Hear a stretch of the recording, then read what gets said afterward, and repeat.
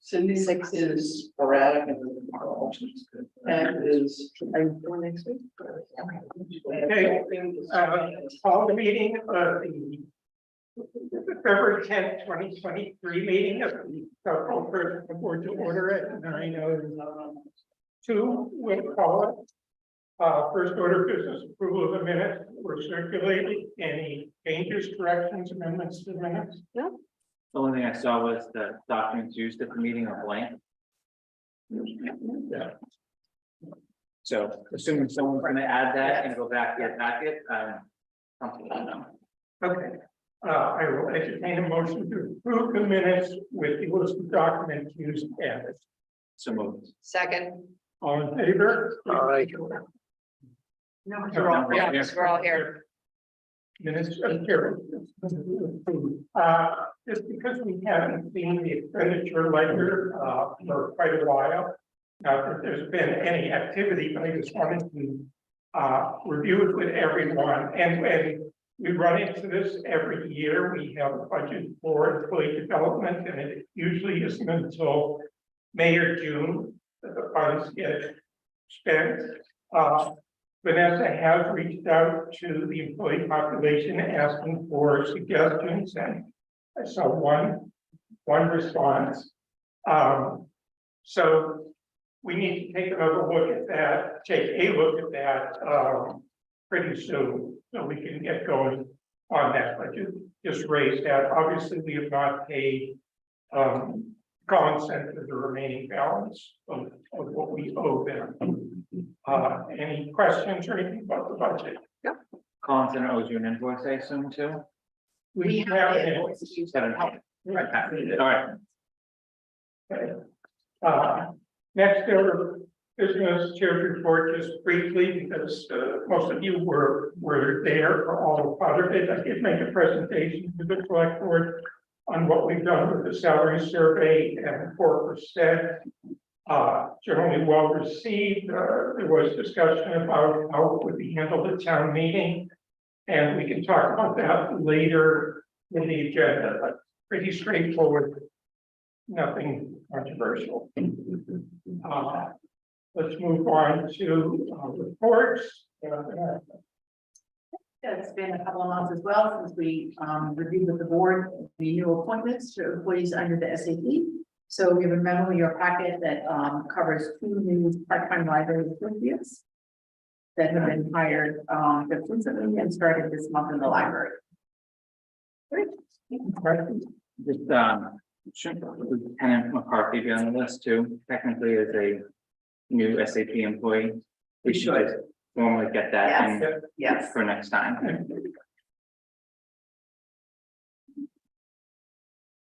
Okay, moving on to old business. We at our prior meeting approved the job description for the youth and family services clinician. Therefore, all we have to do is classify it. There is a memo in your packet from the Collins Center recommending that this be classified at a job grade 5.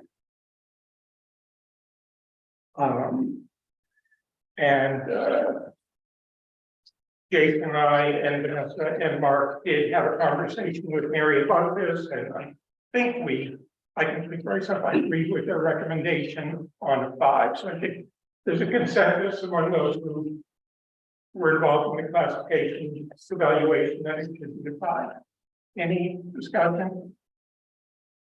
Is there a motion to classify the youth and family services clinician position in Schedule A as job grade 5? So moved. Second. All in favor? Approved. Okay, can we bring you up? And next up is continued discussion on the community development coordinator position. Where we left this was Michelle, unfortunately not able to join us, and asked for some additional information. So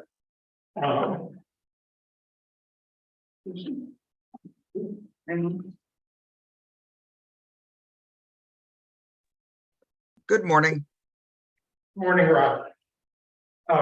maybe the way to start is for you to respond to what Michelle had asked for the last meeting. Yes, and since the last meeting in front of the personnel board, we have had the opportunity to present to advisory on the budget.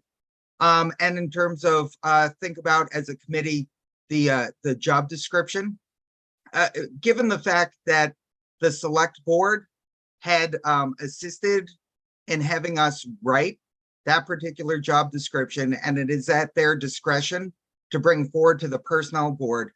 We have not changed the description as written. We do not have the time in order to make a deadline for town meeting. I think one of the important questions that was asked last time was the allocation of time for that particular role.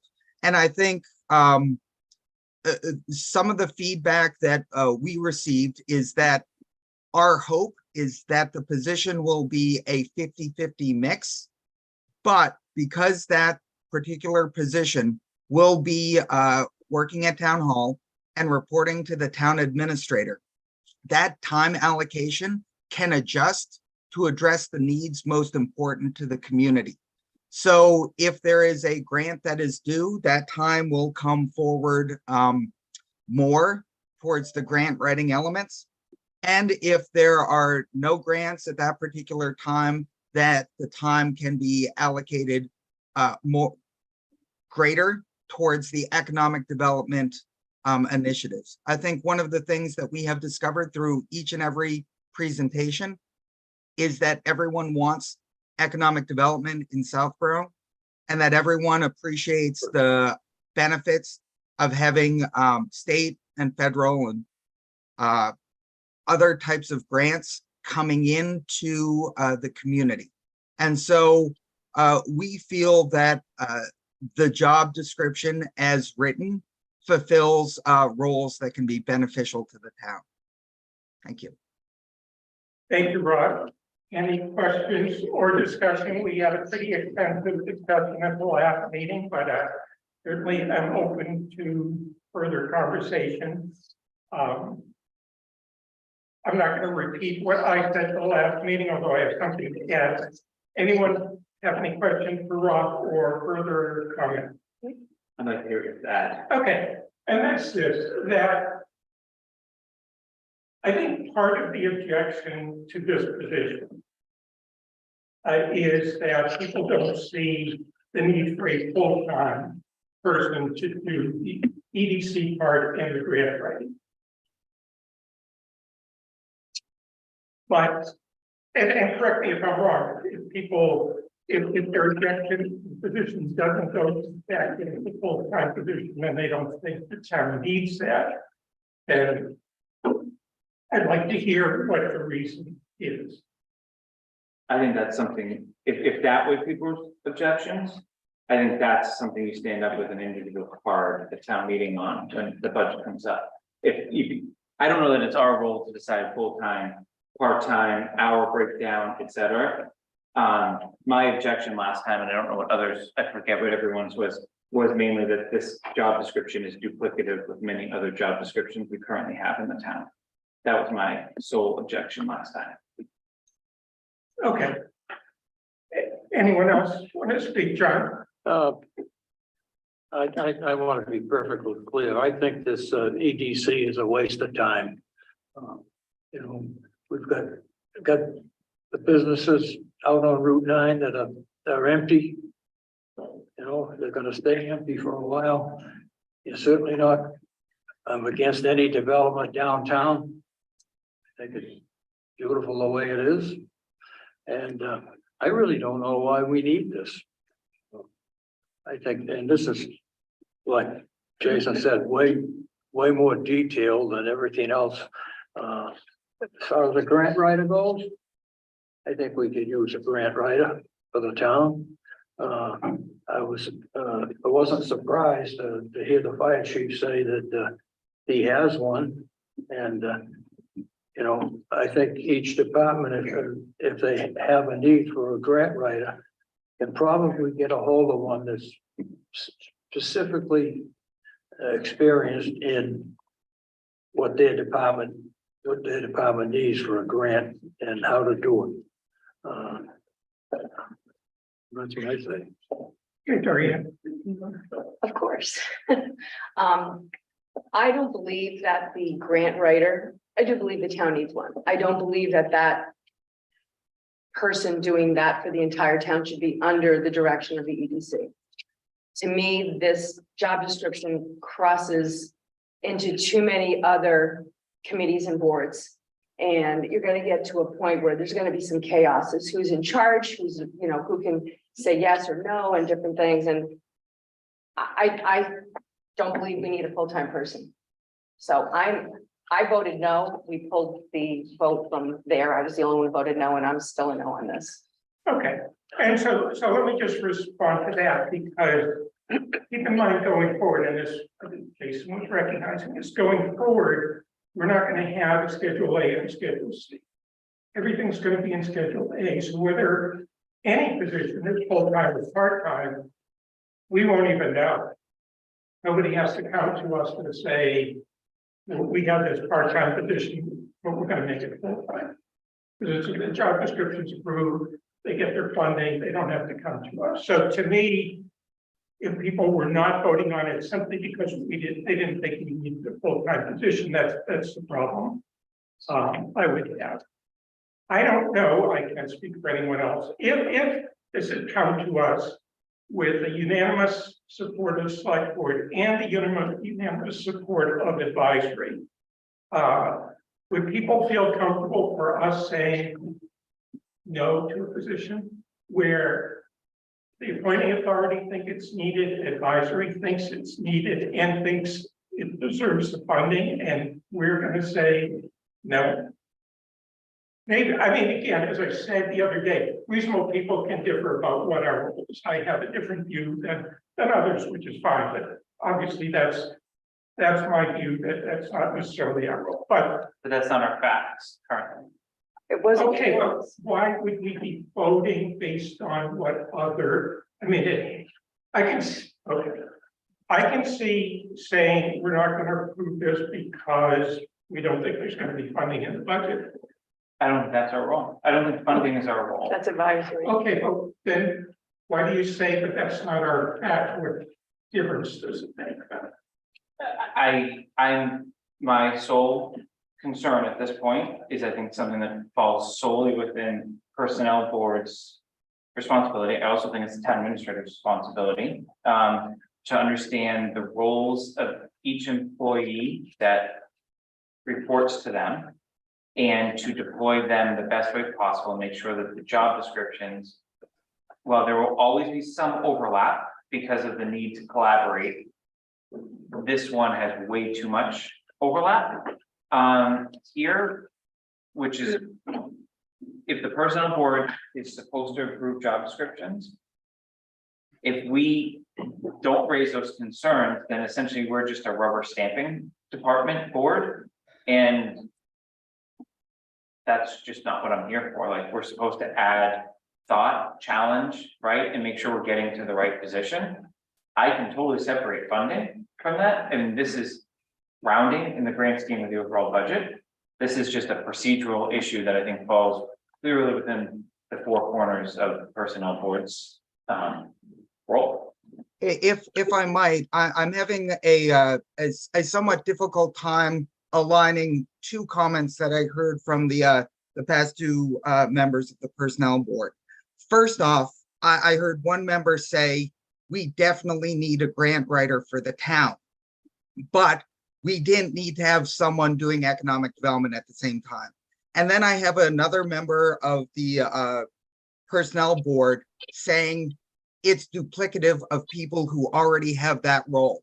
The economic development role is totally separate from things that are currently done right now.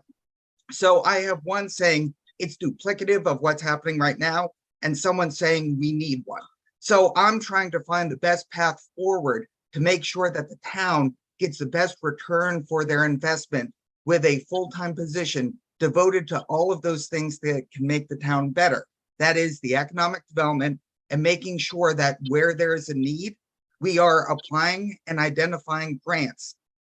Even if there are other departments that are already applying for grants that might be hyper specific, such as fire, to their needs, there are others out there. And even if this person is only working to identify new ones, collaborating with them where there is a need and taking those next steps, it is something that is necessary to make sure that the town gets the best from all of its employees.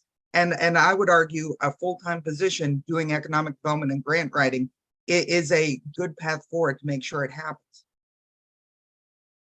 Barry, can I say something? Yeah, go ahead. Robin, I understand your point of view. Here's another point of view on my take. This is not within your purview. This is not why the Economic Development Committee was created. Your primary job, what you're supposed to be doing, is bringing revenue into this town. You are supposed to be creating, you're supposed to be bringing in new companies, filling in, business space that are empty. And you haven't done that yet. You haven't brought any money of revenue, extra revenue into this town since you were created, at least to my knowledge. And I may be wrong, but my understanding is you haven't brought any money in. And then you did the downtown initiative, which that was a great idea. But your primary job is to bring revenue. And it's not to do grant writing. And as you said in the last meeting, get involved in invasive species and plants. And you're like reaching in all these different buckets. That's not why you guys were created. You're supposed to be bringing revenue into this town, and you're not doing that. And so I have a problem that now you want to do grants. I don't think that should be under your direction. That should be under the direction of the town administrator. And if I might, to that point, this position reports to the town administrator. And in terms of revenue coming into the town, I would say that the grants that come in to the town without having to go onto the town's budget for things that are necessary is revenue into the town. I would also say that in terms of finding the right talent for a position, we got lucky with Marika. There are communities that have part-time people who do not do nearly the work that she does. We need the right talent. And in order to achieve those things that you're talking about, such as improving the business amenities and businesses on Route 9, we need a full-time person. If we're just saying we don't want a full-time person because we haven't seen anything yet, if you expect that person to come in, even in a part-time role, and click their fingers and have it happen immediately, it's not. It's long-term strategy. You can't do a long-term strategy with a part-time position. And that's kind of where we are trying to go. The EDC's volunteer board, our position reports to the town administrator. The allocation of their efforts for the betterment of the town will be coming from him. We will have input, but it's job creation and bringing that revenue in terms of grants. So that's kind of where we are coming at it, from a committee of volunteers to improve the town. Okay, but now you're saying that you need a full-time position to bring businesses in on along Route 9, and you need a full-time person to do that, to bring revenue. And at the same time, you're saying you need a full-time person so you can get involved in all the other committees and boards issues and grant writing. I mean, you can't say EDC is going to be the catch-all for everything that the town needs. That's not your job. Your job is to bring in revenue. Your job isn't grant writing. Your job isn't invasive species. Your job isn't housing. Your job isn't trying to pull the town together in this utopia. That's not what you were created for. You were created for the sole purpose of bringing business into town and bringing in revenue. And while the grants you're using, you still haven't brought any business into town. So you may have a $40,000 grant, and I understand you've done the work with it, but what have you brought back to the town? You guys have spent almost $1 million of taxpayers' money for, I believe, like around 8 years. And you haven't, there's no return on our investment with you. So the part-time person, until you guys can prove yourselves to me and bring revenue in and try to, give us some kind of return on our investment, I am not in favor of giving you a full-time person. I'm sorry. I don't believe that part-time person, I can understand. I don't think we're getting a return on our investment. And I know that's what advisory thought too. So, I mean, that's my take on this. I'm really sorry. I've always been supportive of EDC, but I've become very frustrated that you haven't given us a return on a massive investment. So that's my take. So I'm holding my position. I'm not in favor of this position full time.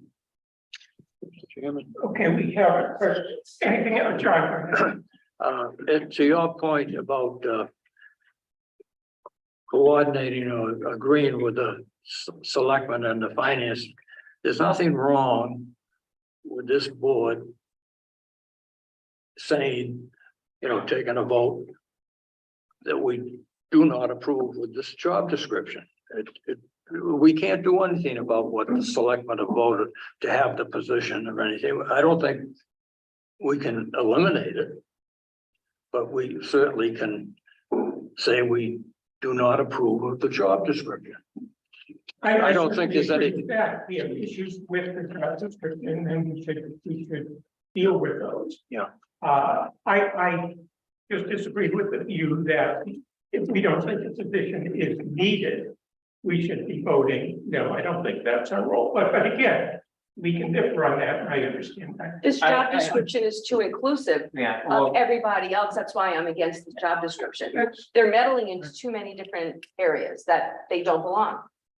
That's why I don't want this. yeah, Barry, I do agree with you that if we personally don't support the job and plan to vote against it, town meeting, that's not what we're here for today. So while I agree with the whole range of comments to both my left and my right, Mr. Anderson, when he just asked about the duplicative, right? He basically said you need a full-time EDC coordinator. I think by adding grants in, you've actually probably lessened your support for this position. And I think I would put my recommendation based on every feedback from at least me as a personnel board member of looking at this job description, and you've included way too much. It's now like a 60 or 70 hour a week position. Focus on what EDC needs to achieve your goals. If that's a full-time position, write the description that way. Like Barry said, there is no part-time, full-time schedule anymore. That's going away, assuming town meeting agrees with it. Focus on the EDC role. And then I think Mr. Purple and the select board, if they've heard a ton of feedback from this board and many others about grants, figure out a strategy on grants. If they can make a compelling argument, which Mr. Purple sat here at our last meeting and he was trying to answer some questions, but he wasn't sitting here pounding the table. I need this position to help support me and the other department heads. I haven't seen the select board sitting up here pounding the table either for that as the appointing authority of the EDC. I think you got to separate these things out, deal with them individually. It may be as a consultant, it may be as an employee. Obviously, if it's a consultant, you have nothing to do with that. So that's where I'm at. I haven't heard anything new today that would change where I was at last time. I agree with that. we had a question from the audience. Ms. Conley. Hi, thank you. Can you hear me? Yes. Great, thank you for giving me a moment. I just popped in about 10 minutes ago, so I think I missed the beginning of this conversation. But obviously, I'm a member of the Economic Development Committee. I've been a member of the Economic Development Committee since its inception, and I missed the last meeting that you guys had on this. So it's definitely informative for me to hear your position. And, I think we're all working obviously towards the same goal. All of us who are town volunteers sitting on different committees are working towards the same goal. And what we from the EDC perspective have found is that, nothing is in a silo, but EDC's economic development as a whole is particularly not in a silo. It includes lots of different things. And I heard Dorianne say, you haven't given us a return on investment. So I understand that concern. Obviously, we want to be judicious about the taxpayers' money. that $800,000 figure, Torian, I'm not sure you got that from. That's way off because I've been on the EDC since the inception and seen all the year's budgets. However, when you look at our goal of bringing new business to town, we started this committee with some problems, and most of those problems, as far as bringing in business, were both zoning related and infrastructure related. So we spent the last few years, trying to and successfully revising the zoning downtown. We're working to now go into the next phase of that. The same thing needs to be done for Route 9. If we're going to have any meaningful economic development, it's going to happen, for any larger businesses. The downtown's obviously focused more on much smaller businesses that serve not just as businesses, but as amenities to our residents. But if we're looking at filling office space and solving for housing and other issues, then zoning needs to be revised and updated on Route 9. We know from how long it took us to just revise zoning in, a 3-block area downtown, that revising zoning on Route 9 would be a huge endeavor. And also, I was a member of the master plan committee, so I'm very familiar with the town's stated goals for going forward. And what we found when we started to apply for grants, because as you know, we've been successful in applying for grants that have benefited not just our work on zoning for downtown, but also benefited local businesses by providing tents and heaters and things that allowed businesses to operate outdoors during the pandemic. So we have had great success with grants. But when we went to apply for the one-stop grant, which was a much more all-encompassing grant, we struggled a little bit because it was a prime example of why a position like this was needed. And it was actually the catalyst for why we started thinking about this, because economic development does not happen in a silo. So it was going to take a lot of coordination with other boards and committees. And we struggled, Marika, who was very, very devoted to the position, struggled a little bit to get feedback and sort of get other people on board. And I completely understand that, because the other boards and committees are focused on their primary objectives and goals for their specific committee. However, economic development is a little bit different, I think, than other boards and committees, in that it has to touch everything else. You have to work together with other groups and committees. Other towns are sort of peer towns everywhere. Most of them have full-time grant writers. And grant writing is a skill, and it's not just a one-off, okay, there's a grant, you apply for it, bam. To be successful with something like the one-stop grant or other grants that we know are available, you need somebody who knows what's out there, is monitoring new things, is applying for it, and then afterwards is administering the grant and reporting back. So I think that it's a specialized position. It takes a specialized skill set. We've had some success doing it sort of on a volunteer or one-off contract basis, and I know other boards and committees have too. I know there are lots of great success stories, but I think to maximize the benefit of this, you really need somebody who can kind of coordinate among other boards and committees. So why are we trying to add it to the EDC position? Well, we thought, we know the town has been supportive of the halftime position. We thought that if we could have somebody who, in addition to that, could coordinate with other boards and committees under the direction and the purview of the town administrator, that we could have a lot of success. I'm not 1,000% wedded to that. We just thought it was a good idea. So if you guys have other ideas with how we structure this, I know everybody's sensitive. I'm sure we could have an EDC person fill, depending on how we structure the role, fill a full time. But I don't know that we actually need that, because we do have a committee of very committed volunteers.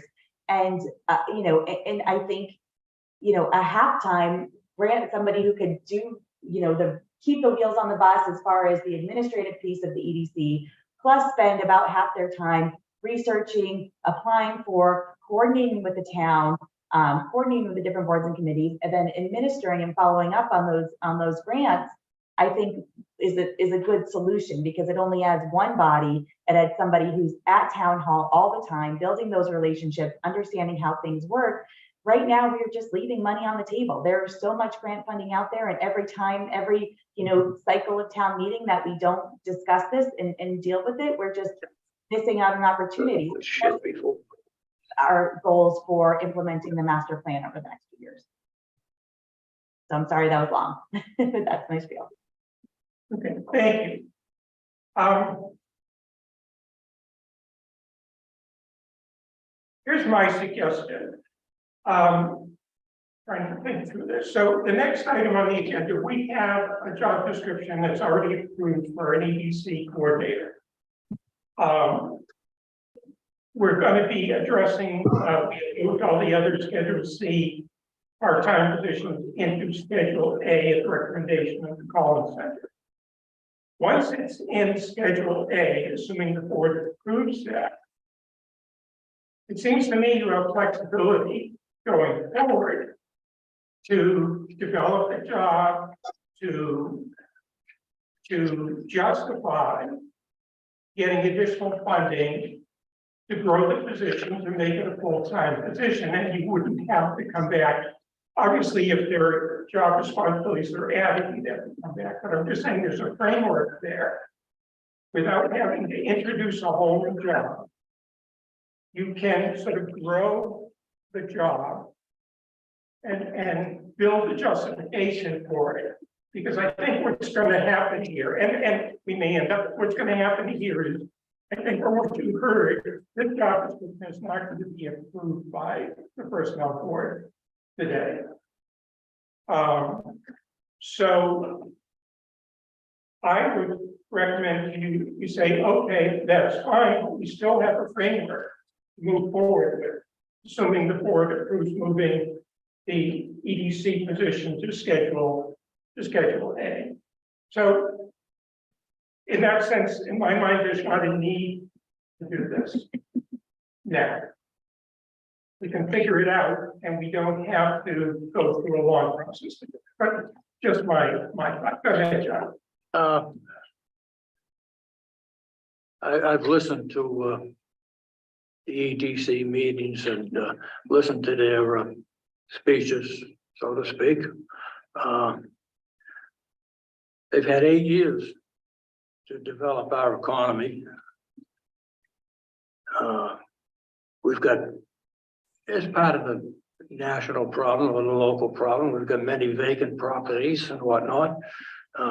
As Dorian has said, it's their job to hopefully fill them or talk to them about filling them. I'm going to move that the personnel board go on record as saying we don't think this position is necessary at this time, and that although we don't approve it, it's not under our purview. But I move that we do not approve this job description and classification at this time. So I'm going to second for discussion. I see what you're trying to do. I think we should try to keep the motion just to the job description. Because to Barry's point, we already do have an EDC job description. So I would not vote in favor of that, John. I want to solely vote on the job description. Just to stay within our 4 corners. Okay, I'll amend my motion to say we do not approve of the job description. Second on that. Okay, all in favor? We're not. Not approving it. Yeah. So the motion is approved, the job description is not approved. And we don't have to deal with classification. Moving on to the next item, the EDC coordinator, as I said, this job description was previously approved by the board.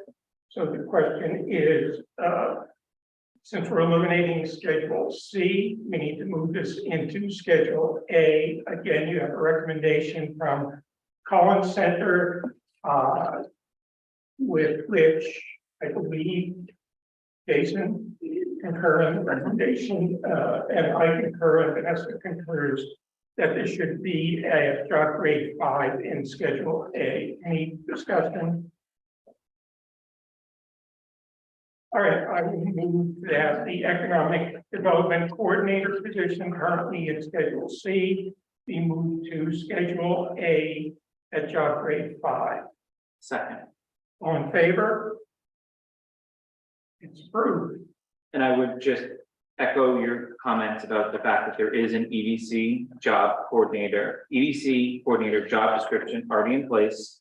We've now classified it to the schedule that applies to both full-time and part-time employees, and I would encourage our friends from the EDC to continue to work within that framework with their appointing authority and Mr. Purple, and see where it takes them.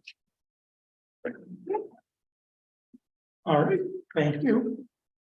Moving on to revisions to the SAP section 11. This is a continuation of the dialogue we've been having for some time. Yes. So I first know that wanted to acknowledge the working group that started last summer. We pretty much, I'll say essentially culminated in the fall that led to my presentation in October. I know that has now, that kind of sat and I'll call it a little stale between October and the last few weeks, because obviously we were also dealing with the Collins Center item, and that item tended to dominate our agendas. What I have done is we started this conversation last meeting, starting with the slides from October, and there clearly was, I'll call it some disconnect, different path forward that the personnel board wanted to take.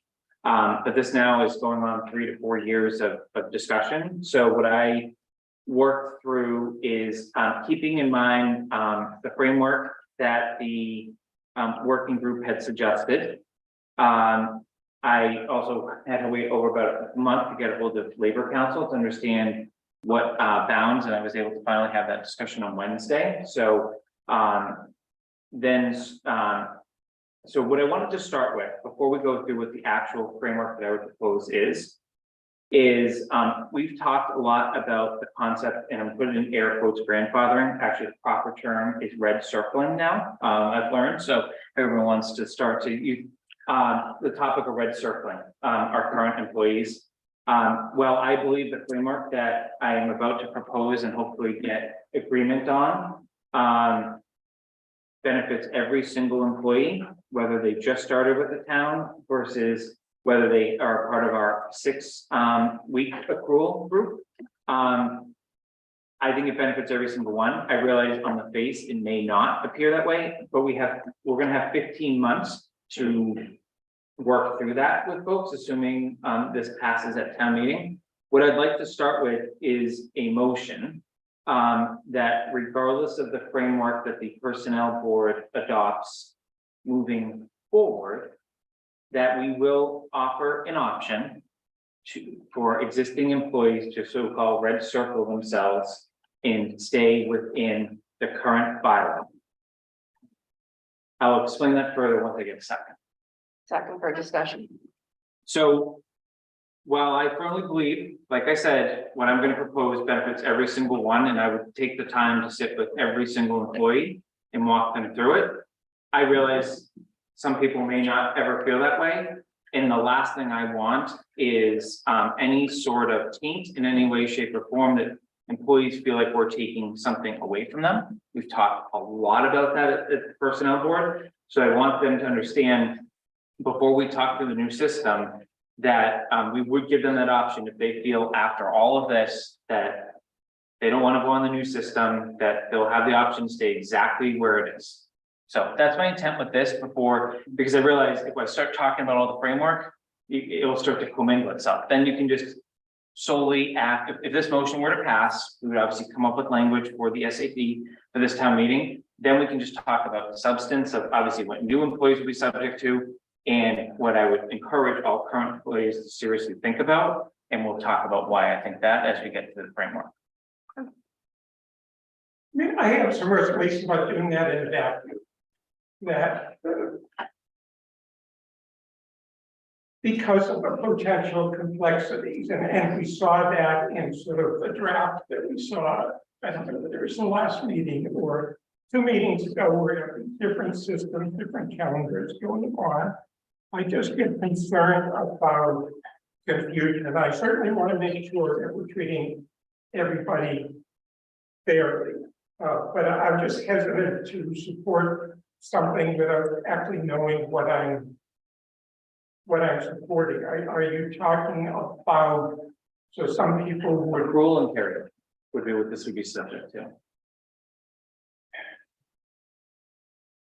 And it's really carryover. I don't think the accrual is gonna be better or the same for everyone moving forward if we adopt anything like we've been discussing. I would feel better about it if, and this is just me, if we weren't doing all the other things we're doing in the SAP now, Like, you're talking about like the, all the salary stuff that we're doing, and just having to try to explain. I'd rather not have a chart that's 20 pages long, with going through all the changes. you're gonna have, so in discussions with Kate Federoff, even if my motion failed, we're gonna have 2 charts next year. Because you're gonna have to adopt the new, let's say we adopt the new system, you're gonna have to adopt the new system, but the old system's still in place for fiscal year 24. So we're gonna have 2 charts, no matter what we do. When I say chart, I'm talking about a chart we use at town meeting. That goes through all the changes in the SAP and trying to explain. I think it's it's a comparison of this is where we're at, this is where we're going. I get it, but I don't think we should be afraid of trying to explain something. And I'm not afraid of explaining it, I'm afraid of explaining so much stuff at one time. You don't want to be up there all day? I prefer, again, this is just my own personal viewpoint, but we'd also, I don't want to give people the impression we just sort of ripped apart the SAP at one time and decided, because you could look at it and say, you're giving people more money, you're giving people, they're getting more vacation faster. Yeah, we have offsets. You and I know that we're saving money as a result, but it's a story that you have to tell. And I'm just reluctant to be telling the story about the salary, and then it's a lot. And maybe my point is more, I'd rather put all of this off until maybe the fall, and not so much to your motion, but that's sort of ties together in my mind. I just, So when we looked at the salary brief and talked about implementing it after 6 months, it was concerned that it's not simple as all.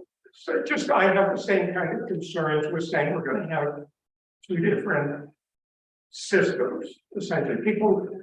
And then you're introducing moving people from anniversary date to fiscal year at the same time. There's a lot of moving parts here. And I just think it can be overwhelming. So anyway, I'll let others.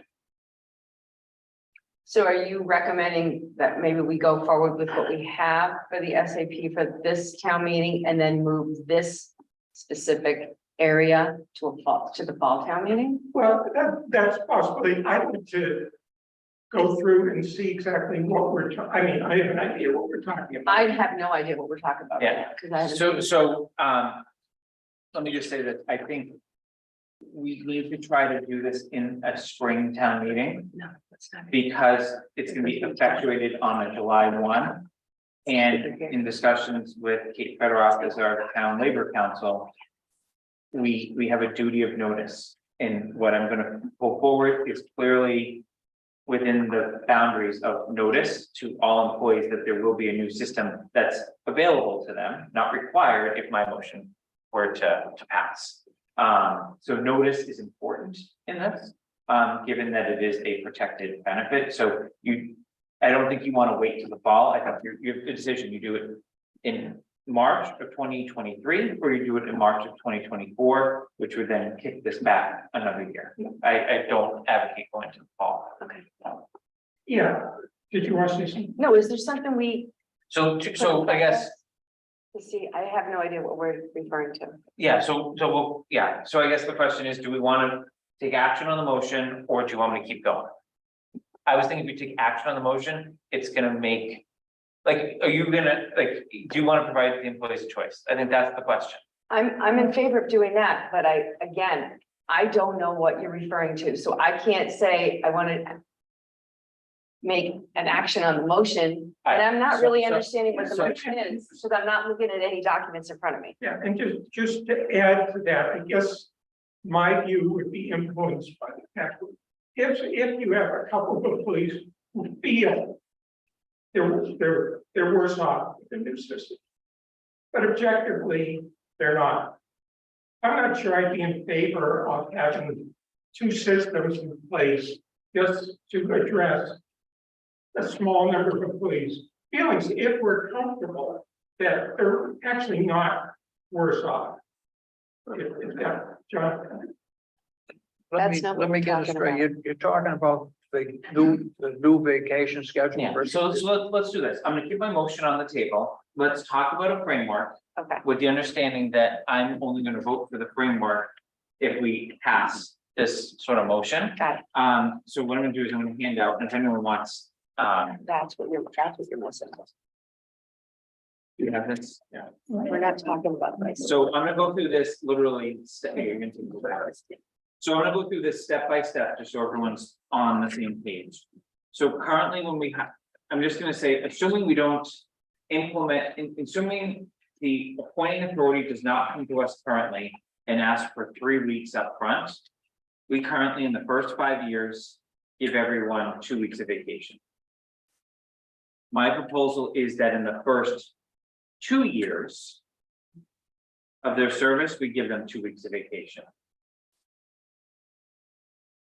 Current employees don't jump to 3 weeks until 6 years right now.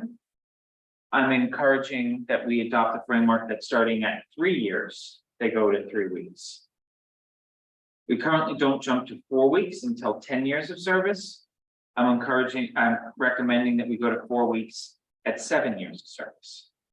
And then 15 weeks, sorry, at 15 years of service, we'd stay at 5 weeks, which would be consistent with the existing system. And then obviously we do have a small number of folks that are eligible for 6 weeks.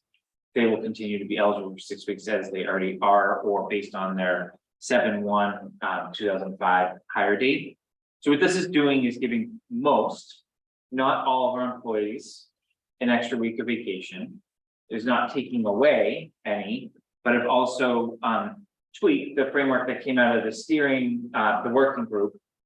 Mainly based on feedback from the board last time, is people didn't want to jump to the 3 weeks off the bat. So I'm trying to thread a needle here, but still move in a direction where I think we need to be rewarding our employees earlier in their tenure. Obviously not taking something away from those that are longer tenured, but also encouraging them to take the vacation in and around that same fiscal year, mainly from a well-being perspective.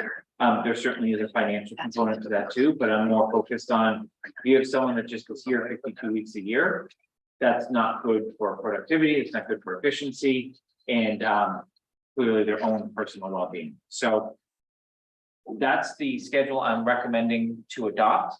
I could be wrong, and we have plenty of employees in the room. I'm not sure that this piece is the controversial or there's any objection to this, because I think you only are better off or the same in this system. Now, when we get to the bylaw language, we currently have the provision around if the appointing authority requests 3 weeks upon initial hire based on prior experience, we slot you in at the 3 weeks, and then every 5 years you would have moved. We're gonna have to tweak that language when we get to that part of the motion in discussion later in the meeting, if we decide we're gonna go forward on this. But I just wanted to at least acknowledge that, because I know that does apply to some employees. So any questions, comments, concerns with the chart? I understand that. If I you- understand it. Can I ask the employees in the room, is there anyone that has the chart on its surface or anything I've said thus far? They build on each other, obviously. The chart itself, I mean, I think most of us that are in here. I'm at the 4 weeks right now, anyway, so. Mr. Chairman, if Val's gonna pick it up. Yeah, can you come up to the table? Sorry. Really want to piss me off. Yeah, no, I'm just. So I just know from in here, we have people that are probably at this. Where the vacation is, we have some that are way beyond because they've been here longer, that's fine, but no, does this all encompass?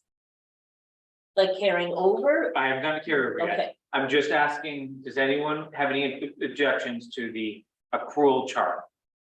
At the top of the page, or am I missing anything that the person on board should be considering as we think about motions we may take? Well, we understand this, Jay, pretty I clear. have something to say, I just, get over it, then. and it may not even have to do with the chart itself, but I did listen in on the last meeting and I wasn't here physically, so I wasn't able to say some things that I wish I could have. Which pertain to the 3 weeks. As you all know, I definitely had a hard time hiring someone in my position here. you're talking about senior For the IT. senior IT specialist, right? So even with the people that I did have try to come in, their first question was, do you have 3 weeks vacation? And you came to the point when we did make an offer, the first thing they said was, can you offer me 3 weeks vacation? And then we had the discussion. I know the board actually had that discussion as well and agreed upon it. And then we turned around, and we gave that offer to that person. My issue with that is, and that's my own fault, is my own negotiation skills, I guess, is saying, hey, I want 3 weeks. And I know I mentioned that when I first came in and interviewed. I have 3 weeks and I'm leaving 3 weeks to 2 weeks. And yes, I do have, we all have the time with holidays and everything like that, which are great. But I left 3 weeks and that's again, my fault for not asking for that up front.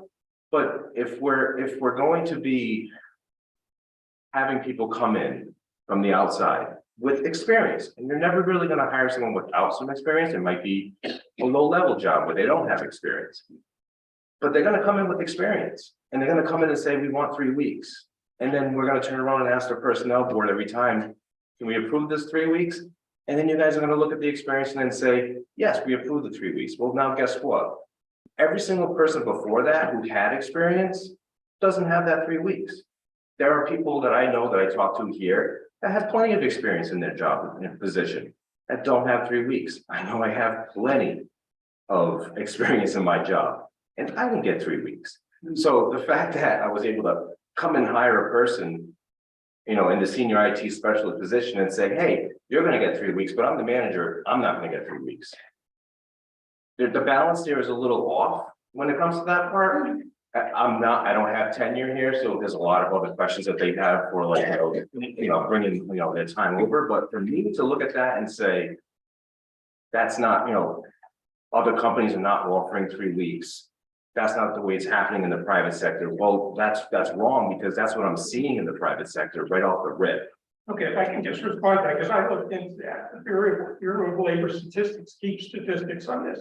And less than 1 in 5 people in the private sector with less than a year of experience have more than 2 weeks vacation. With less than a year, they have more than 2 weeks. Have more than 2 weeks vacation. But he's talking about people with experience. Well, yeah, even with people with No, experience. That's what I I'm mean. saying, no, forget about the experience. Yeah. People who come into a new organization Yeah, in their first year, less than 20% get more than 2 weeks. yeah. And that's what I'm seeing. They But get, I don't think you're hearing what I'm saying. maybe not, So because I'm saying less than 1 in 5 people who take a new job get more than 2 weeks vacation. so you're saying, okay, I see what you're saying. Yeah. But with no experience. No, nothing to do with experience. And I find that odd because in the jobs that I've had, yeah, I'm not. I'm just saying in the time that I've been in 15 years of IT, the majority of my jobs that I've had have started with 3 weeks vacation up front. But even in your situation, person you hired has 2 weeks vacation. Yeah, no, I agree. But the person who I did offer the job position to asked for 3 weeks. And we gave them the 3 weeks before they turned around and reversed their decision to come with us. But that's my point is that they came in and they said, hey, I want 3 weeks. And we said, okay, no problem. Here's your 3 weeks. But now here I am, the IT manager. And if I would have had that person here, they would have had more vacation than I did as an IT manager in that position. So that's where I have that issue where, yeah, they had experience. I have experience. There are other members here in town that have experience that are in less than 3 years. They're not gonna have that 3 weeks, but then some person's gonna come off the street and say, I have experience in this position, I want 3 weeks. We're gonna just give them 3 weeks, but that's not fair for the people below who have been under 3 years and now with the experience don't get that 3 weeks. I just want to be clear that I'm understanding your concern that there are people who didn't get credit for their prior experience when they were hired because the rules have been different over time. Yeah. Used to be you had that municipal experience and we broadened it to Yeah. a similar position and. Okay, I mean, we're trying to deal with that prospectively. I'm not sure how we deal with it. Well, I think we, by adopting this chart, we're essentially getting. By the time it becomes effective, all these folks that potentially should have had 3 weeks sooner will have it come next year if we were to adopt it. Yeah. That's the way to do it without trying to say Jay's experience is different than this person. That is just a hornet's nest, as you Yeah. can well imagine. Yeah. I certainly would have voted if I were on the personnel board and someone brought it forward, I certainly would have voted, but that's like hindsight is Yeah, 2020. exactly. So I think we're dealing with it in an equal fashion if we adopt the system, we get everyone to the 3 weeks. And then I think, Barry, we're gonna talk about language to like make sure like the next person that is filling a role that comes in from the outside, that we're able to adapt. We won't be hiring a department head. We have multiple department head openings right now that may require something, clearly gonna require more than 2 weeks, but may require more than 3 weeks. I don't know, like we need to like figure that out, right? So. Again, I just wanted to, I wasn't Points here. not lost. Yeah, I just wanted to express that because I wasn't here to update you.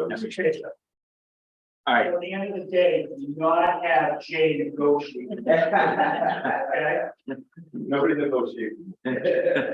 all right, so I'm gonna go on to the next part, which is a little more difficult, because I think this is where, We have another question from the audience. sure. Hi, good morning. Can you hear me? Yeah. Hi, thanks. Sorry I couldn't be there in person. I am at home with COVID. But my quick question is, and I'm happy to talk online if this isn't the place to ask, but I am one of the employees who negotiated for the 3 weeks when I came in from my 10 years of prior experience. And Jason, you briefly mentioned something about like how you would move forward with your vacation time just now. And I was just wondering if you could clarify about that. Because I hadn't Yeah, basically my intention, again, this is all subject to my colleagues agreeing with me, would be that it would work the same way you're expecting it works now, right? So you were hired with 3 weeks, so after 5 years, you would have gone to 4 weeks, and then after another 5 years, you would have gone to 5 weeks. My intention would be that the language is crafted to acknowledge just that. Okay, thanks for the clarification. I don't know, my colleagues didn't agree with me, but that was my intention. This is something we haven't discussed. If I'm That's hearing what I'm saying, that's my intention, we haven't discussed it, that's why you all have to Okay. agree, but I think that gets hopefully we'll get most people over the hump on this carryover discussion in the accrual sheet, that we just talked about, so. The carryover, right now, everyone's obviously allowed to carry up to 1 year's accrual, so for some people that's 6 weeks, some people that's 5, 4, 3, 2, you do the math. Because this is a protected benefit, we have to phase how we would do this. If we were to require this for all employees, and my motion that's still on the table fails, that we wouldn't allow them to red circle themselves. And so my intention is, remember, this would not be effective until 15 months after this current town meeting. So it would be effective on 7/1/24. So if going into that year, we would allow all employees, because now they're on an anniversary date, we'd be moving to a fiscal year front load. Every employee would be allowed to carry 4 weeks. Doesn't matter whether you're 6, 5, 4, or 3, or 2, everyone would be allowed to carry 4. Then on July 1st, Kristen Passacan in her position would go and give everyone half of their vacation time for that year on that next day. So if you're a 6-weeker, you would have 4 to carry over, plus you'd get 3, right, at that point in time. And then you get another 3 on January 1st of that same year, and you can do the math for each of the other positions. We'd ratchet the carry over down to 3 weeks the following year, and then 2 in perpetuity beyond that, unless the future board changes it in any way, shape, or form. To basically start to pull back on the carryover, which is obviously something we've talked about at great lengths, but obviously we also are going to allow front loading of the vacation and craft it such that during the fiscal year, you actually can go negative within the your fiscal year's allotment, so that like you can time your vacation, one, based on when you want to take them, but also factoring in, I know there's a lot of department heads that have concerns about, you can't have the whole department out at the same point in time, so allow for departments to operate without worrying about how much does that person have in the bank today. As long as you know that that person's taking 4 weeks of vacation plus the other 2 or 3 or 4 carryover, you're within the limits, and you create what I believe is additional flexibility for folks moving forward. So What are we doing with the people who have whatever their bank is? And so you're saying they have to use it by a certain amount they of time? have basically 15 months notice that they have to go down to 4 weeks to carry over into fiscal year 25. So if they have 10 weeks banked, they have So to use that's- 6 weeks of vacation so as- that year? As of last month, the largest balance on the books right now is 8 weeks. Anyway. So what happens with that person with the 8 weeks then? They have, and so they have 8 weeks banked and they have 4 weeks. So they have to use 12 weeks of vacation in 15 months? Well, this is why we're gonna have some people that This is gonna be consider very about, convoluted. this is why we have some people that I'm sure if the motion passes, we just red circle themselves and not have to think about it. But I also think those employees, are either eligible for retirement or coming up on their eligibility for retirement, in the next 5 to 10 years. If my math is accurate. So like you're basically trying to reward in some ways, but obviously there's no one size fits all that's gonna work for people that are just starting with the town versus people that have been with the town 30 or 40 years. Like it's impossible to fully account for it, but it at least starts a clock on some of these things. John, You had a committee, Jason, right? Of employees. Yeah, Is this the first time they've seen this? well, everyone got a copy of yesterday, because I needed Labor Council to weigh in. But remember, the main recommendation coming out of that committee was if you red circle everyone that's a current employee, this is all then kind of a moot point for them, because if it's better for them, of course they're gonna opt in. But if they feel like it's not better for them, they're gonna red circle themselves, and then this becomes kind of a moot point. So that was the main, I mean, Dorian was there with me when we met with all the employees, like that was loud and clear that you can go and do whatever you want to do. They agreed with most of this framework. I think we were actually at 2 weeks of carryover coming out of that, but I think their expectation was that they were going to be allowed to opt into the existing system. Right, so they would be grandfathered and they would If they wanted, stay in the system that they were hired under and they could retire at that. They would be grandfathered. right, but I do think that you're gonna find most would move into this system, not all, but most. Does the committee have, well, let's finish the discussion among ourselves and then we can open it up. well, in order to finish it, I want to know what the committee might have said or might be saying. Do they like this? Do they dislike it? What? Well, but John, this is why my motion is so important. If my motion passes, I think you're gonna get different commentary than if my motion fails, you're gonna have a lot of commentary.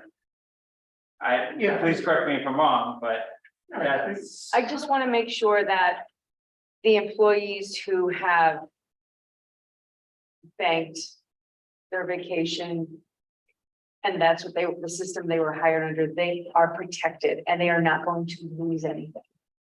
Well, we I have to don't buy- want them to lose it. Yeah, I mean, if we force this, we'd have to buy some people out in 15 months.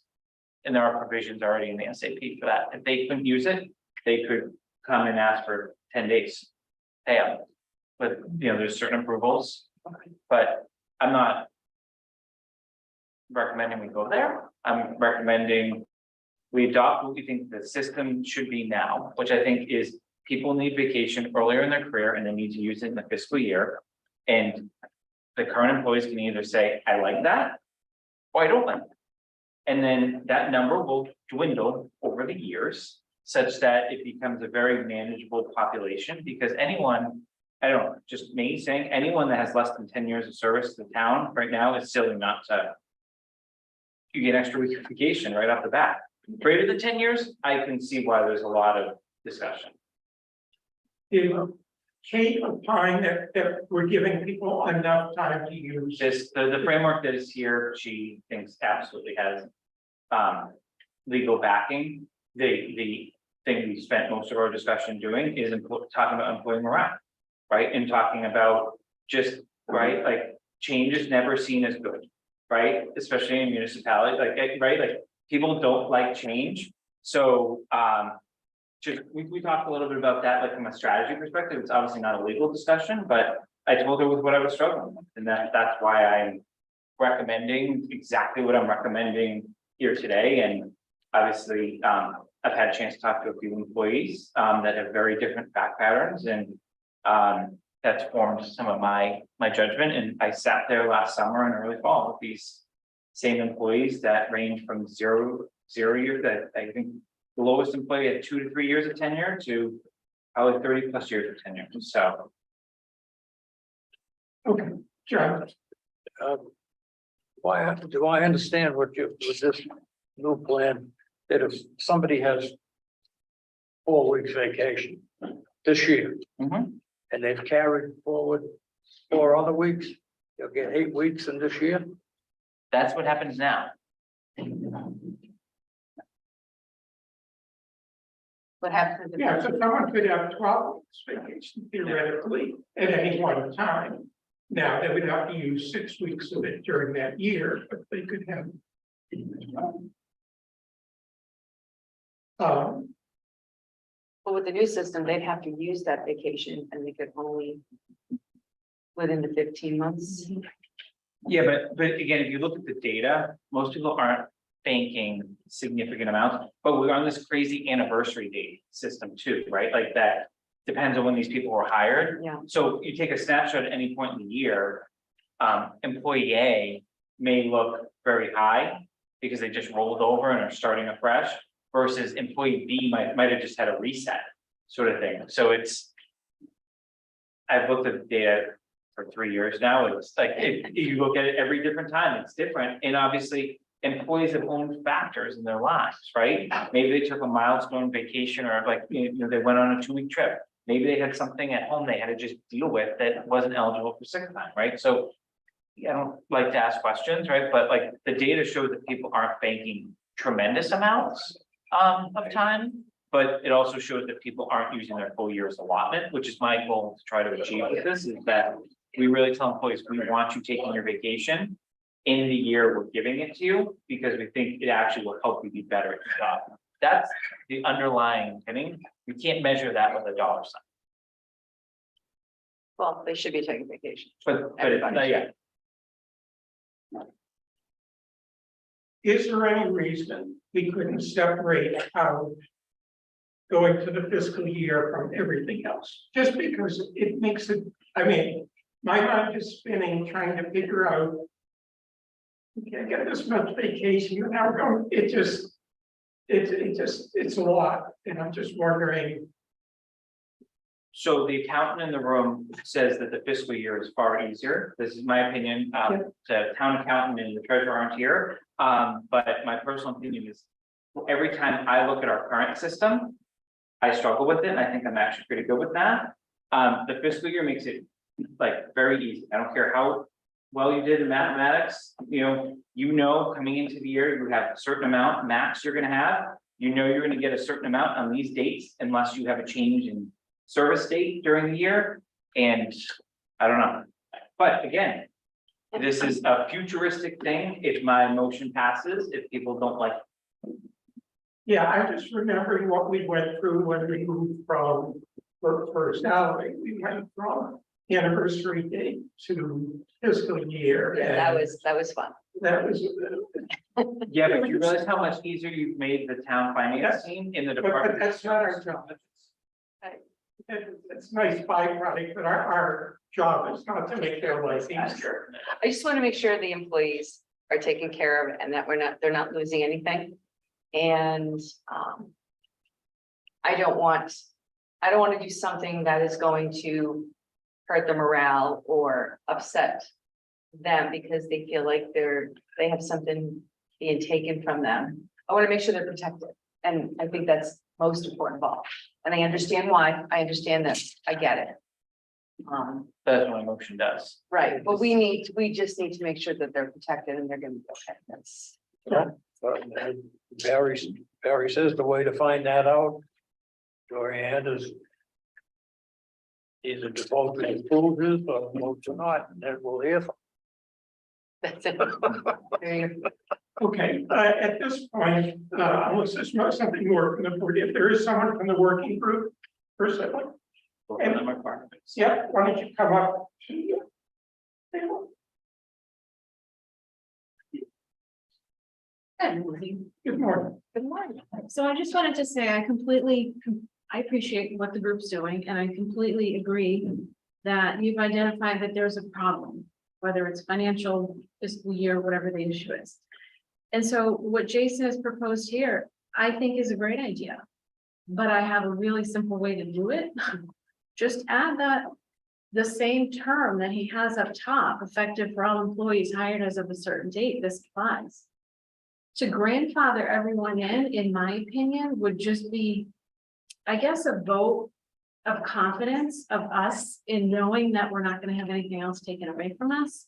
Or that if a bylaw that's in place when someone is hired is then changed down the road forcefully without an option to keep what you were hired with.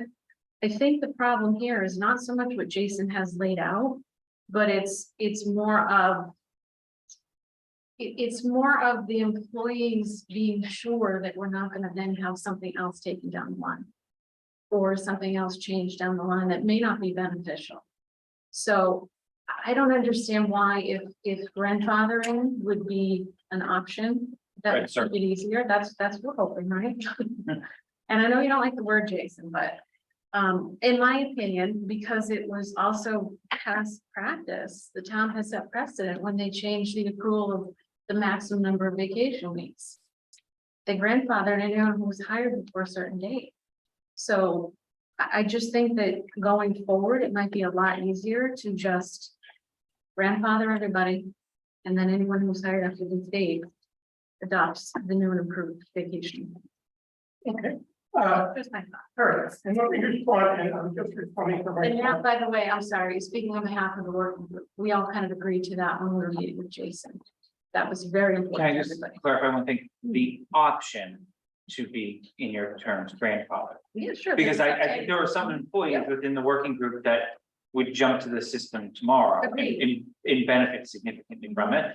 But I understand, like, I just want to make sure that the word, so do you agree with my motion that I already have on the table? I'm not really sure what your motion was. It was not very clear. My motion was to allow for the option to grandfather or red circle yourself. Yes, that as well as what the rest of the working group agreed to was exactly what we thought was gonna happen. So that's the So- motion on the table, is the, And my input is agreed with based on what we discussed. And I just think too, it would be easier all around. If anybody does want to stay grandfathered, quite frankly, there's no additional work for payroll. Everybody just stays the same.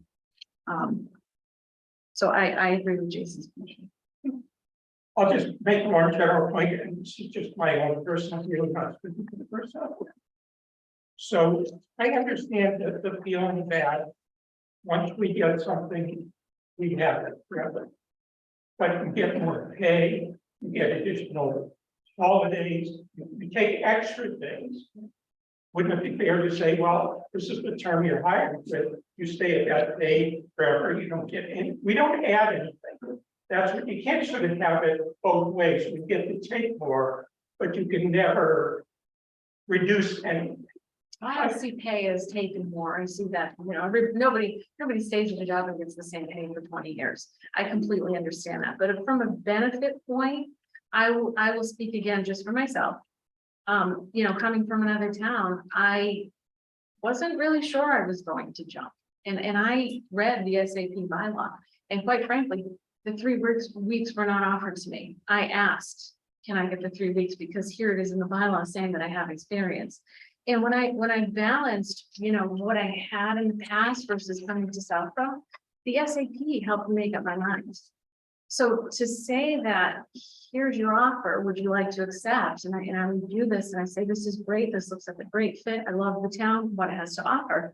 But then for that to be not taken away, I mean, this is just a change and it's a beneficial change. But for that to be able at some point to be changed from what was agreed to at the table that I decided I was going to take the job, that's the concern, I think, just for not me, but for most employees. And it's not that we think you're all bad and you're going to take everything away. This is a positive change, but it's more about sticking to the terms that we were hired with as far as the bylaw and benefits, not pay, not anything like that. I do understand what you're saying. I just think that where there's a problem that was identified, there should be a fix going forward without also having to have people change what was offered to them when they agreed to take the job. Okay, it's fair point, I appreciate it. Part of what we have to deal with and what we try to do is to stay competitive with a number of towns that we compete for people, which is that you look at other. We try to do that on the salary side, and we try to do that on the benefit side, although we haven't looked at the benefits in a long time. And what we found when we looked at it is we are way out of line on carryover from every other town that we look at. We just are. Most are 2 week, 1 week. We have long service people, and I get it. I mean, this negatively impacts long service people. It's great for everybody with less than 15 years, but if you have 15 years, this is not good for you. Why would you take that? You wouldn't. So because we have an obligation not just to the employees, but to the taxpayers to try to figure out how we can deal with this. And as Dorian said, none of us here are looking to punish employees or things away, but we got to find balances so we can get ourselves, and maybe the answer is in the red circle. Maybe that's what we need to do, but so that's what we're trying, that's a challenge we have. And I appreciate you considering that. Thank you. Thank you. I agree with what Lori said and with Jason's motion, that it covers all the bases as far as I'm concerned. I think we would have any trouble with the long-term employees if they have the option. Thank you. We have someone online.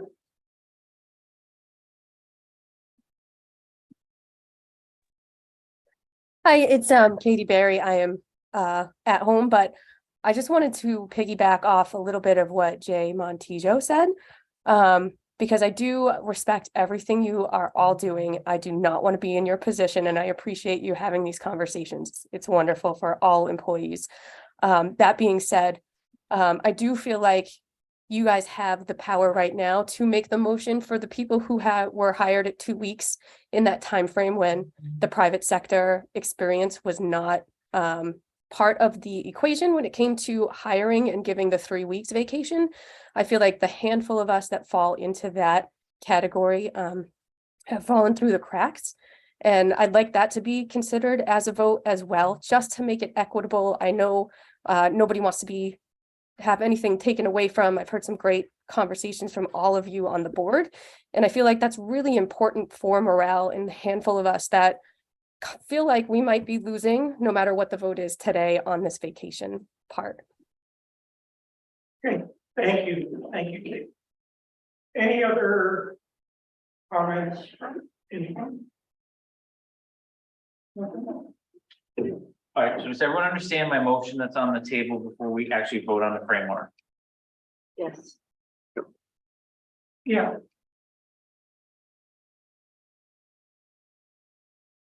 Yeah, Do you want to vote on that part now? Well, or there do you- needs- It has, we have to either dispose it, Okay, so Doreen let's, seconded it for discussion a long time ago. so let's vote. okay.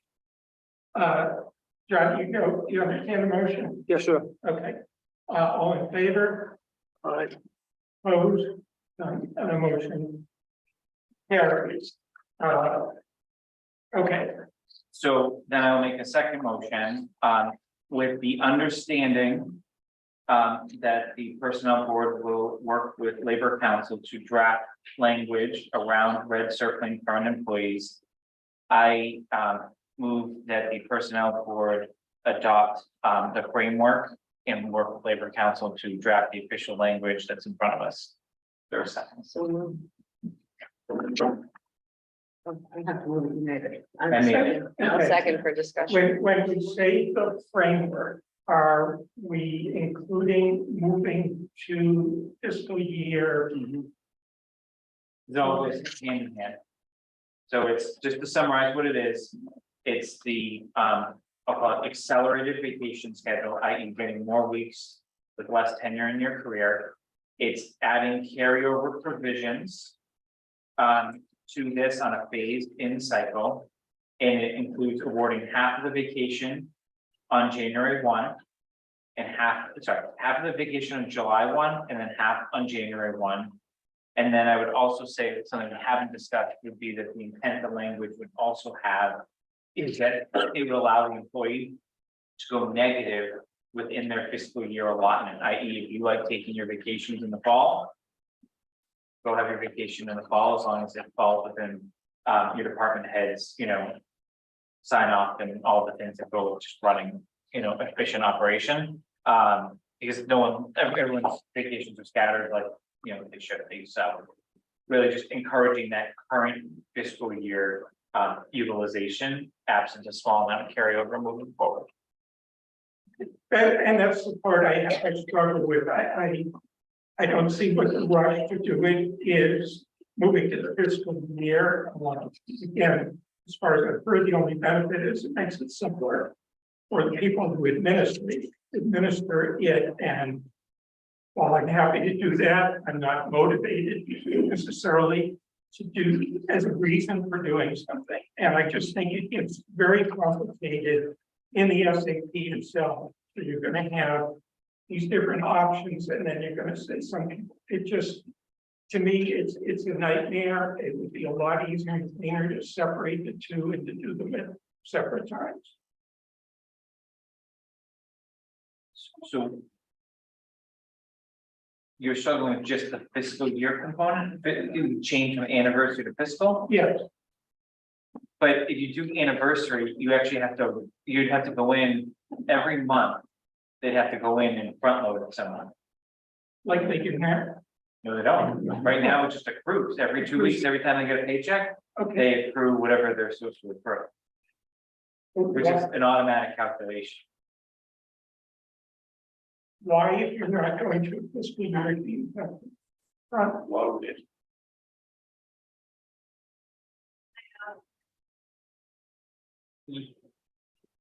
The main, I would not have spent as much time on this if I didn't believe so passionately that people need to take their vacation within a set time period. So if you don't front load it, you're basically creating a system where you're really taking back a benefit. Like assume like my motion hadn't passed for a second, or anyone that's going to opt into the system, which I think there's going to be a lot of people. I'm going to be very surprised if there aren't, with less than 10 years in particular tenure. You're basically saying they're gonna have to like stage their time off in such a way that may not actually be what they want to do based on a date that they were hired under, versus if everyone's July 1 to June 30th, you sit there for the whole year and you say, how am I gonna take this within this period, which is when my pay right? Like your pay rate now gets set on July 1. Everyone gets their raise on July 1. It then changes again the next June 30th. It just makes it much simpler to administer, which I agree is not the main reason to do it. My goal is that within a fiscal year, depending on what has been allocated to a budget in a department in terms of what their goals are for that fiscal year, which they all have to advocate for every single year, that the employees also have some semblance of well-being within that year, absent extraordinary circumstances in town in their department. I guess I'm just not understanding how putting it on the year changes, other than people getting, a lot of people getting more vacation. Because how we're in a different position next year than we are this year. If you put it off a year, that's fine, but here's, you can't enact the carryover changes that are on the table until you go to a fiscal year. So if you don't believe in the carryover changes, that would be a reason to object to this. But you've got to tie the carryover to a fiscal year, not an annual anniversary date. Okay. Hi,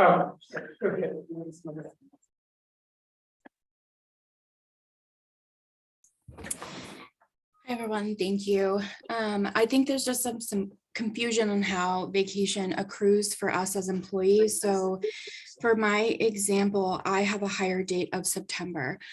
So because we are not front-loaded vacation, we accrue vacation as we work. I have to work 6 months to get 1 week of vacation. We have to work a solid year to get 2 weeks of vacation. So if I want to take my second year in the summer, I, by default, need to wait the entire year to save up enough time to take vacation. So without front loading, or if we were to front load, whether it's September or we change it to July 1, then we would get either our week or 2 weeks first so that we can plan vacation where we would like to take it versus accruing it as we are supposed to be receiving it. So we only accrue those specific amount of hours per month. Okay, thank you. She's for I mean, again, I'm struggling with what the SAP is gonna look like. I know you are. Kate don't have to worry about it. Kate looks at these for however many municipalities she is familiar with this. She was not, she would be honest with us. She would have yelled and screamed at me and said, Jason, what are you doing, sort of thing. She was not afraid of this. We have assistance. If we're under contract, it's not gonna cost us an extra penny. I wouldn't be afraid, like, I think we're like, we can't be afraid of our shadows. Like, we have to like see what we can come up with. And look, we have to have another meeting. And if you read the bylaw in your head's like, we can pull it back. All we're doing is saying, this is the framework we're trying to achieve. Okay, because we all have in our packets what the amended SAP looks like already. Yes. That's, okay, This is why we need a handbook, clear. we're getting there. We're getting there. Okay. Remind me, did you make a motion? I did, and I believe it was. I moved it instead of seconding, you know the word. I'm gonna second the motion instead of moving it. Sorry, I made a mistake. So just to be clear, we're approving the framework subject to seeing the final language in the SAP. Yes. Would we like to hear from any of the employees that are here? Is there anyone else? I was just wondering if I can clarify. Can you come up with this?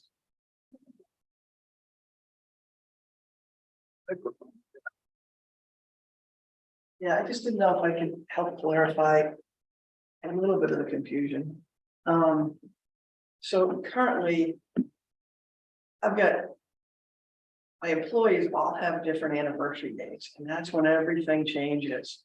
So my anniversary date is in May. So I would have to keep track of it. You have to, everything would track differently if you don't have it on a July 1. And it would be really confusing to do that. I don't think you could do it with the new system. So I don't know if that helps, but everybody's got a different anniversary date now. Whereas that would simplify it if everybody was July 1. Yeah, and what I was saying was not opposed to that, it's just the timing of it, because there's so many other moving parts here, and it's, it gets very. Yeah, no, I. Unlike Jason, I'm not a numbers person, so. I get stuck I'm not a just in numbers, I'm not a numbers. when I'm person. sitting here, because this is so, but I'm fully in favor of doing it, it's just a matter of whether. That was even. Yeah, it just will simplify, because trying to keep track of all of that with different dates would be real difficult, so. Yeah. Thank you. Okay, we have a motion on the table. All in favor? Motion is passed. Did you want to do sick leave? I think we should. So I'm gonna move that for all new employees hired after.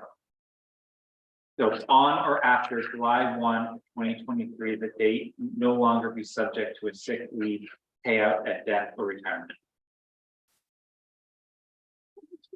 Discuss, is there a second? Second. Discussion. Okay.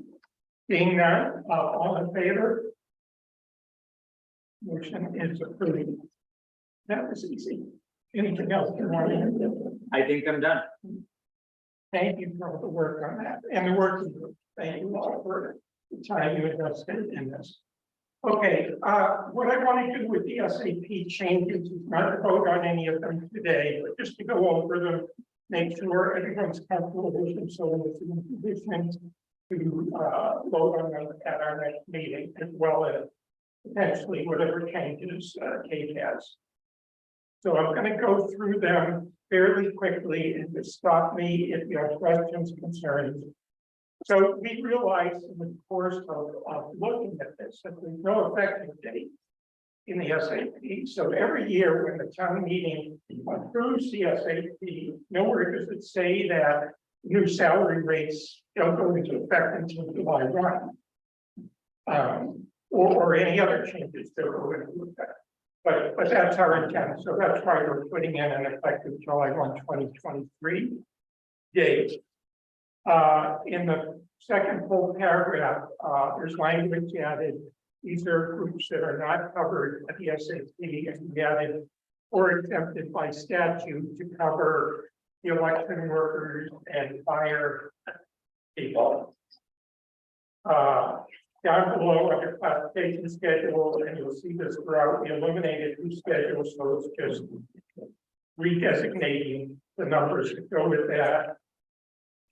On page 2, under on-call compensation, I didn't think the language that was in there defining it was accurate.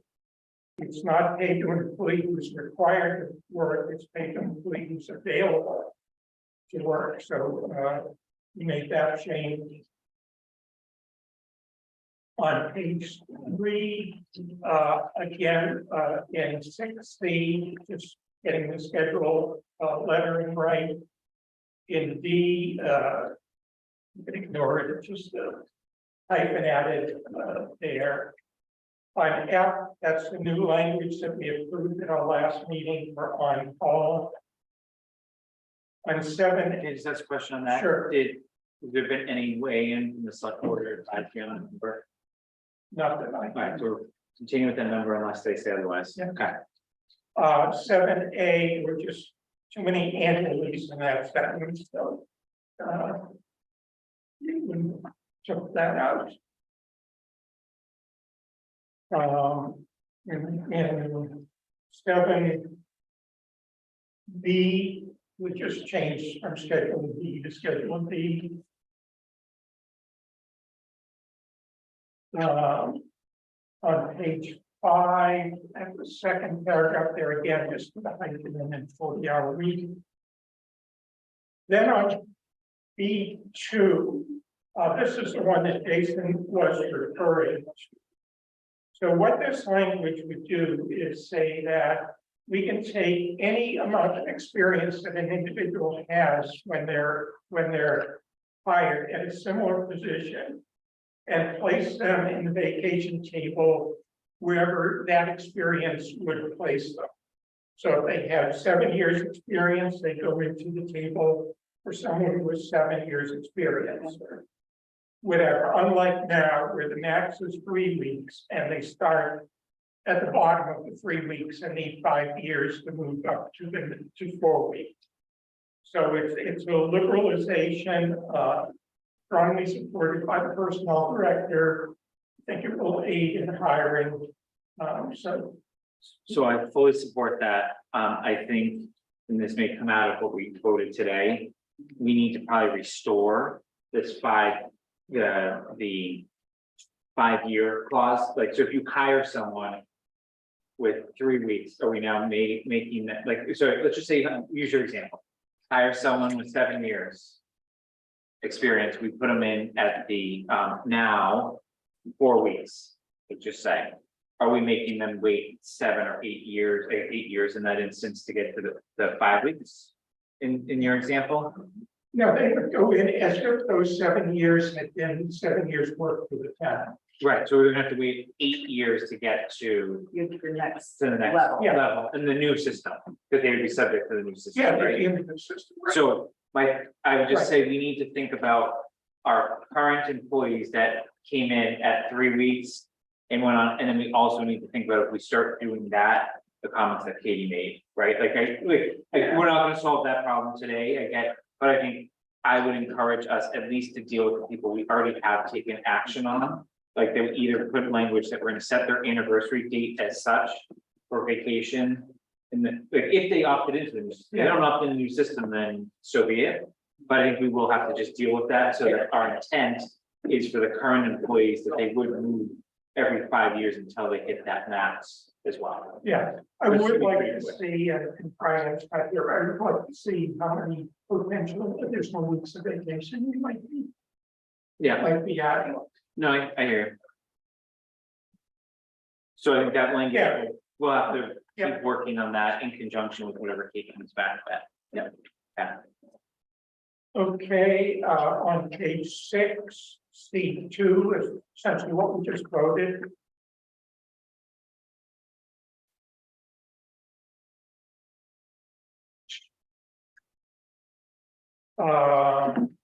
You go to page 8, section 15. We took up the last sentence of the first paragraph, just because we've taken election workers out of the SAT. Okay, and obviously we are completely redoing schedule A.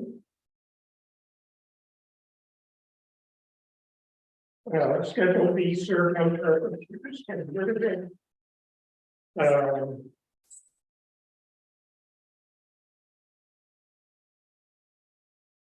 So schedule E is now the new schedule of B, because we've eliminated schedule B and C. On page 15.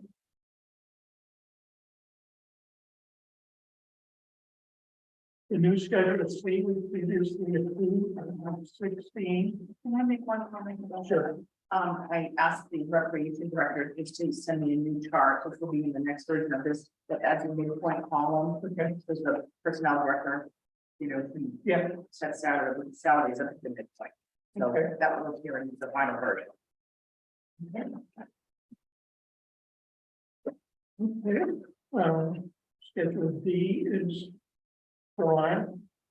And that's, anybody have any issues with any of those changes?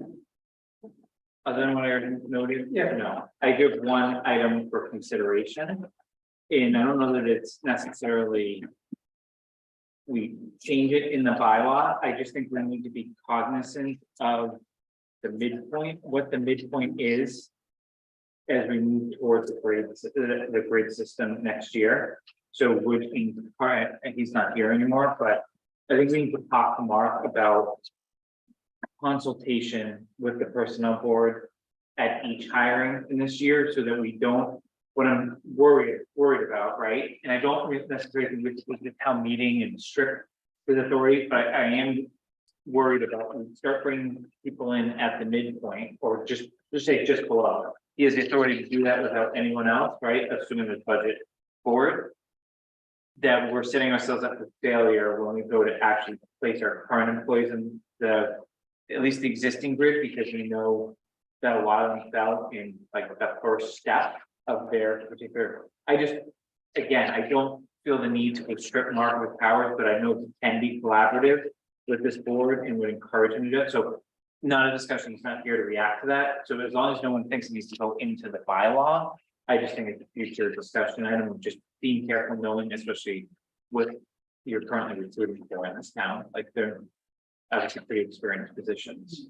Yeah, and we discussed, and I want to get into too much, because it's technically not on the agenda, but we need to look at how we're placing people on the grid, particularly senior people on the grid, because when we move people up to minimums, we narrow the spread between senior people and when we have to do something to adjust for that. Something we can deal in April and beyond, Yeah. but knowing that there's current recruitments, I didn't feel the need for motion of change in the bylaw, but I want to get on the radar. That's good. Point. Okay.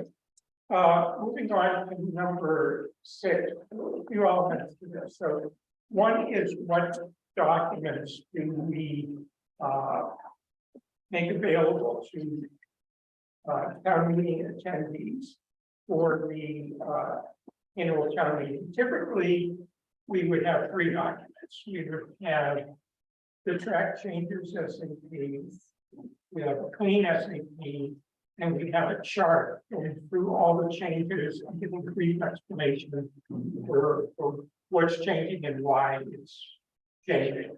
We have those 3 documents. I don't see any reason to deviate from that, but if anyone has any other suggestions. Vanessa does behind it. Do you think that we need to do a clean version as a handout, because that's what will be printed in the warrant? That will That's exist in fair. the warrant. Yeah, Oh, that's true. Too. Yeah, yeah, So you can work it on. Yeah. Save the trees. and I think when you get to like, obviously, the classifications, right, like, I think it all shows is a change. Like, I think we just need to show it, we changed like 5 or 6 positions, right? And then we moved to schedule C up to schedule A. So I think instead of someone thinking, oh my God, everyone's changed, like, I think we could probably just create a chart of these are the 6 positions that we changed. It's almost like a snapshot from Mary, one of Mary's memos. Yeah. Just trying to simplify what you have to put on this paper, but I think you're headed the right direction. and just as a follow-up to discussion at select board, it is, I think, unanimous view of the select board that all of what we've done, the 4% new pay raise, moving to the minimum classification, all of that's going to be in the budget numbers, not in our presentation. So we would just have one article changes to the SAP. I think that's the right way to go, but No. Because the SAP will come before the budget though, right? Yes. So I do think we just need to that chart, I think you had, there was a chart in the select board packet the other night. I just think we need to say, you will hear about this in whatever article the budget is. This is the impact of these changes, just so that, because we don't want as a motion to reconsider the bylaw because you were disingenuous with like the presentation after the budget.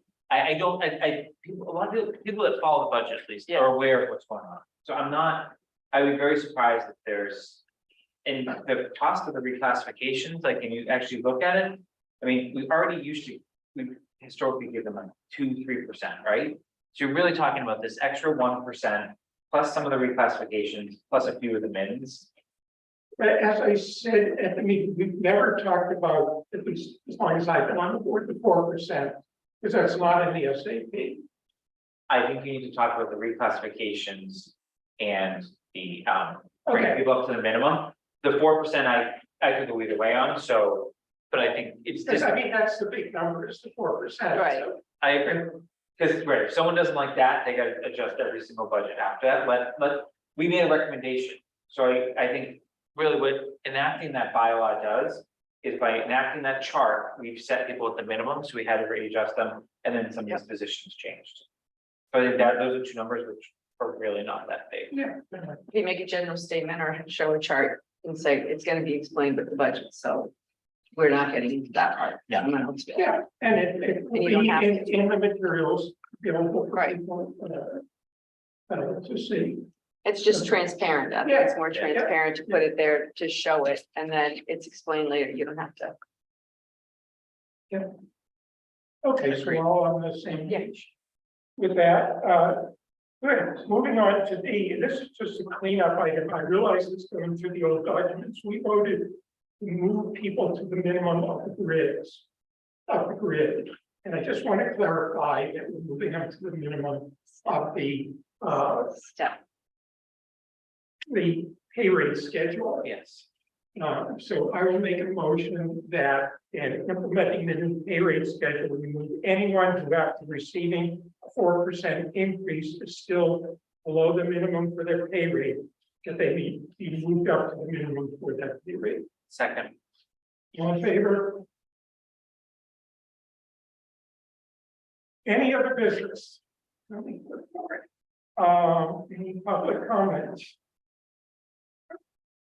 Board calendar. We need to have a meeting.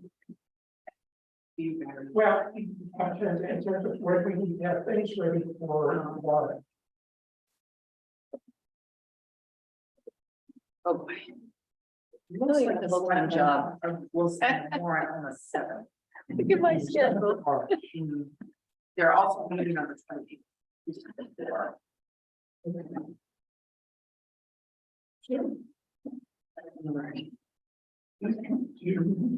So I think it'd be helpful to meet before their meeting. I cannot meet the week of the 20th. Yeah, we as well. How about 27? I'm actually out of town for 2 days. That's So fine. they are scheduled to meet on the 7th, which is when, it looks like they'll sign the warrant, so, we could go into that first week of March too. Well, I have availability, it's not unlimited. Right. So,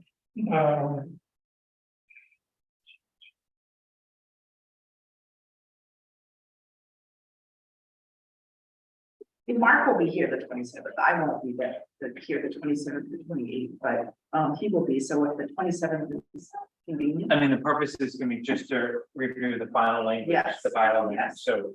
Hopefully, we We can all move on to quick. Yes. And that's one thing too, if you set a date now, I can let Labor Council know, what our firm deadline is. This is 27th work for Of February? February 27th, yes. Yeah, I'm good. There you go. Good. Okay, it's gonna, I have to be by Zoom, so. So It let's, won't be at 9 a.m. I was trying to won't be at 9 a.m. But I think earlier is better for me as well, so if we did, Oh, so it's not 9 a.m. is that, Not 9, not well, 9 a.m. 6 a.m. Oh, you're in California. Yeah. I could do, Noon? I can do earlier, I mean, if you wanted to do 10:30. Yes, 10:30, John?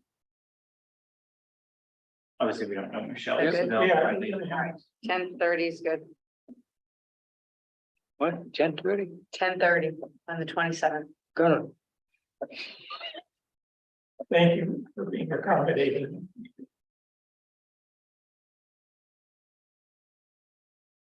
Hopefully it will not be 2 hours. Hope Young Gardens. Okay, I will the next is time. there a motion to adjourn? So moved. Second. On favor? You're adjourned.